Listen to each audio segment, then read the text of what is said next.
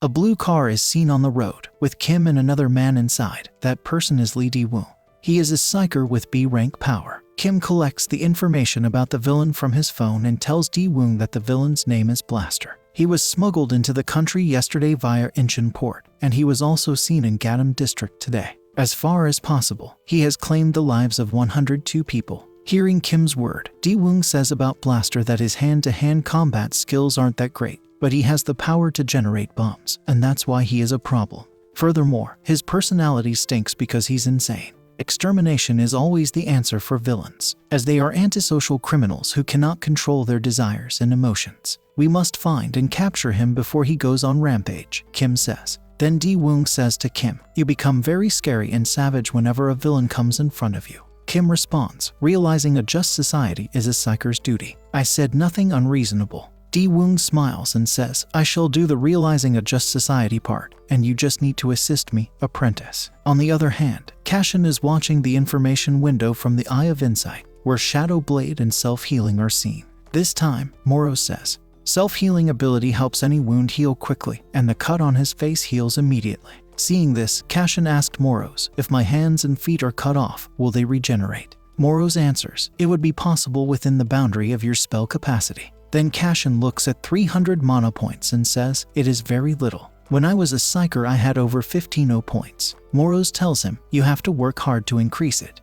But remember one thing, you can use Eye of Insight only 3 times a day. If you use it more than 3 times, then I will be overloaded, and for this reason I will remain unconscious for half a day." After that, Cassian began to test his main skill, which is the Shadow Blade technique. Cassian's skill works on the first try, and a shadow like a sharp knife comes out. Then, Cassian tries to design a costume with the help of the system, but he can't do it, and seeing that, Moros tells him that you have no fashion sense. Hearing this, Cassian gets angry and asks Moros to shut up. In the evening, when Cassian was walking along the road, Moros asked him, "Where is he going?" Cassian then says, "At home. The body that I got after my rebirth has a family. His parents passed away, but he lives with his older sister, who is working. I don't know if he was destined to become a catastrophic class villain, but he loved his sister dearly." In the meantime, there is a blast, and Cassian sees a building on fire and many people running towards him. A girl present there says a mother and her child have been detained there. Hearing this, Cassian tries to run towards the building.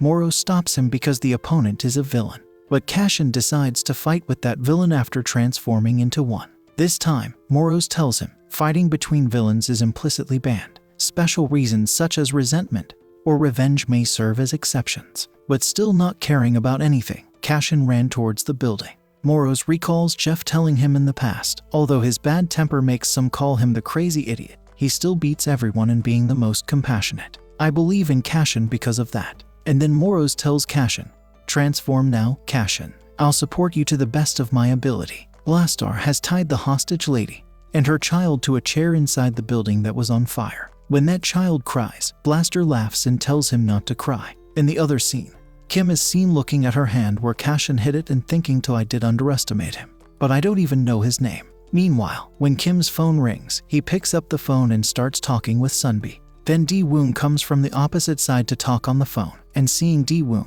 Kim tells him that Blaster is here. Another scene shows that Blaster scares the kid and says that this time you'll get to see your beloved mother's flesh and blood. You could never imagine this excitement, and started laughing loudly. Then Blaster tied a bomb to that woman and said, "Should we start with her arms? And then the legs? I'm keeping the head as a souvenir, so the breasts and the neck can come at the end."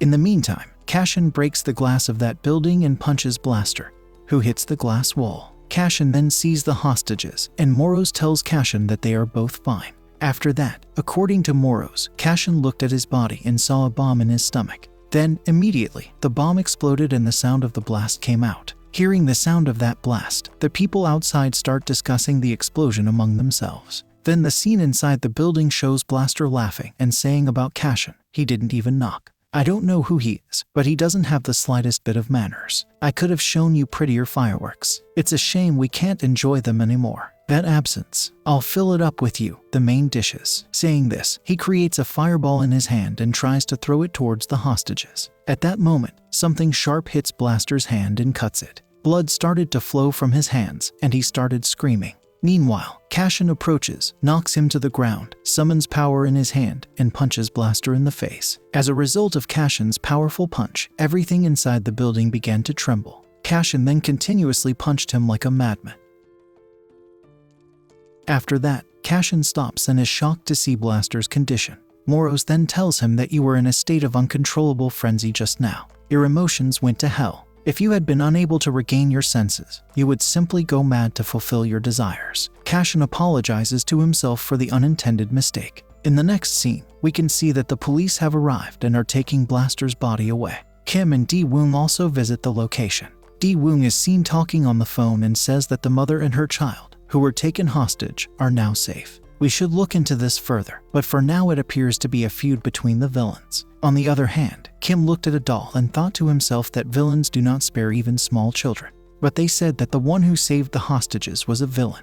And then Di-woong calls Kim and says that he is going to check the CCTV footage in the staff room on the first floor of this building. Another scene shows that Cassian is sitting on a bench in front of a building and thinking about the hostages, and he looks very upset. Meanwhile, his phone is ringing. Cassian picked up the phone and saw that it was Kang-woo's sister calling. It is seen there that Cassian's reincarnated body is named Kang-woo. The next scene shows that Di-woong is checking the CCTV footage in the staff room inside the building. Seeing Cassian in the CCTV footage, Di-woong says, "No matter what the CCTV footage means, seeing it, I think he is trying to save the hostages." After that, Cassian is seen sitting in room 701 of a building with a lot of food and a note in front of him. Cassian starts reading the note, and it is seen that Kang-woo's sister has left the note, and it is written that she has cooked rice and stew with her own hands and left fruits in the fridge. Cassian recalls his childhood after reading that note, in which the lady of the canteen refuses to feed him because he was late to the canteen. And then Jeff comes to him with a loaf of bread and tells him to eat it without telling anyone. After that, he came back to the present and started eating the stew that was there and said to himself that, after a long time, I ate food prepared by someone else for me. Then it can be seen that it is already morning. Cassian is lying in bed, and the time is 7:50. Then Cassian went to the bathroom and started brushing, and he didn't believe that he was living someone else's life. Then, seeing Cassian leave for school, Kang-woo's sister asked him, has he had his breakfast or not? At the time, we learned the name of Kang-woo's sister, Kang Yu-rai. This time, Cassian thought to himself whether he should confess his real identity to Yu-rai or not. At that very moment, Yu-rai gives him a debit card and tells him to use it wisely because she has put some pocket money on it. Cassian didn't understand why Yu-rai was giving him the card, so he checked it through his memory and realized that after 1 week of receiving pocket money, Kang-woo again asked Yu-rai for next month's pocket money because 3 boys demanded 100,000 KRW from him. So he tells Yu-rai that he lost his wallet. Unable to ignore her younger brother's request, Yu-rai agrees to pay him the money, but through a debit card. After saying thanks to Yu-rai, he takes it and says he will use it wisely. Meanwhile, when Yu-rai finds a difference in Kang-woo's hairstyle and asks about it, Cassian intelligently answers that he just ran a comb over his hair again. Just after the scene in the school's 3-1 classroom, a yellow-haired boy is seen looking at the phone, and it is known that his name is Si-chan. A cut mark is seen on his face, and the other students are whispering among themselves about his cut. Seeing this, Si-chan becomes enraged and starts shouting at them. Then someone puts a hand on his back, and when he looks back, he sees Cassian. And Cassian asked him about the seat. Si-chan gets nervous to see Cassian and shows the seat, and Cassian goes and sits on it. At that time, in front of Cassian, some boys started discussing the villain attack in the Vilzone area of Gangnam District. Moros told Cassian that they might be talking about you. But hearing that, Cassian didn't reply to Moros. Furthermore, he believes there was a village in Gangnam District, because Vilzone is a protected autonomous zone for villains. On the other hand, a man is seen smiling, and we get to know that his name is Di-gu, and we can see the white-shirted boy with him who locked Cassian in the toilet. And Di-gu starts snickering at him as he gets beaten by a loser. By this time, we can see that the white-shirted boy joins Di-gu to kill Cassian and gives him an envelope containing a good amount of money, and he thinks I don't want to be involved with him, but I had nothing to do. At that moment, Di-gu puts his hand on his shoulder and says, what are friends for? A friend in need is a friend indeed, right? Just tell me, which part of his body will I break? Or kill him completely? Someone called Cassian to a halt from behind as he passed through the classroom corridor after school. Cassian turns around and sees Kim. Kim asks Cassian his name and also wants to know about his injury. Cassian then shows the bandage on his cheek. And then the incident from the past is seen, where Cassian goes to the toilet and puts a bandage on his cut. Seeing this, Moros asks him, why are you putting a band-aid on even though your cut has healed?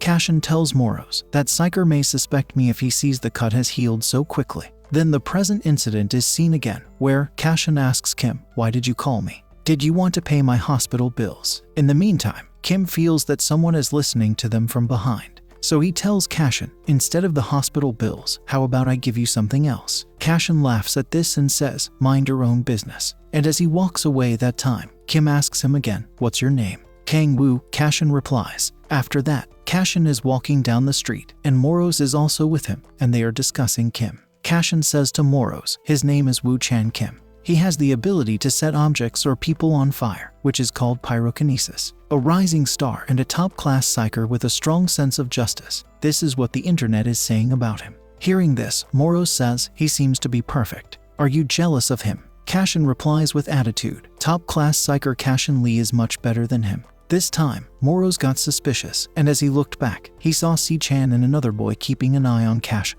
Si-chan should call that white-shirted boy and give him some updates about Cassian. After getting the update, the white-shirted boy and Daegu go to follow Cassian. On the other hand, seeing Cassian go towards a deserted place, Si-chan thinks to himself, why is this idiot going there? This path leads to the vile zone. Someone calls him from behind, and Si-chan is startled, falls down, and sees Daegu. They then rush to find Cassian and get stuck in front of a wall. Daegu loses his cool and yells at them as a result. And then Cassian appears. They are taken aback to see Cassian, and as a result, they keep staring at him. But there was a camera through which someone was watching Cassian, and that person said, we have a new guest. In the Vilzone area, when Cassian confronts Daegu and his companions, they are surprised to find that Cassian isn't fazed by them. Then, Daegu ordered him to surrender within 3 counts. But Cassian doesn't listen to him, and for this reason, Daegu is enraged at him and starts abusing him. Then, Cassian hits Daegu and pushes him against the wall. Seeing Daegu's condition, one of his companions gets angry and rushes towards Cassian.